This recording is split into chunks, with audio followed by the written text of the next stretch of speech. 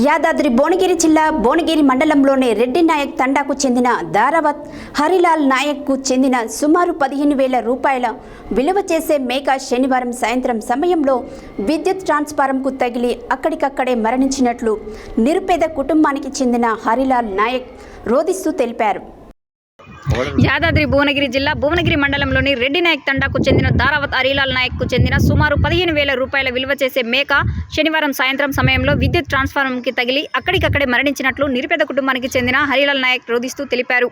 Transformer చాలా ప్రమాదకరంగా ఉందని ఎన్నిసార్లు విద్యుత్ అధికారులకు తెలిపినా పట్టించుకోకపోవడం లేదని ఆవేదన వ్యక్తం చేశారు. మేక స్థానంలో ఇటువైపు రోజు వచ్చే పిల్లలు పెద్దలు ఉంటే పరిస్థితి ఇంతేనా అని ప్రశ్నించారు.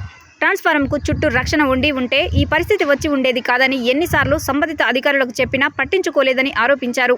ఇప్పటికైనా ఇంకా పెద్ద ప్రమాదం జరగకముందే స్పందించి ట్రాన్స్ఫార్మర్ చుట్టూ రక్షణ చర్యలు చేపట్టాలని, మేక చావుకు కారణమైన సంబంధిత అధికారులపై విచారణ జరిపించి చర్యలు చేపట్టాలని డిమాండ్ చేశారు.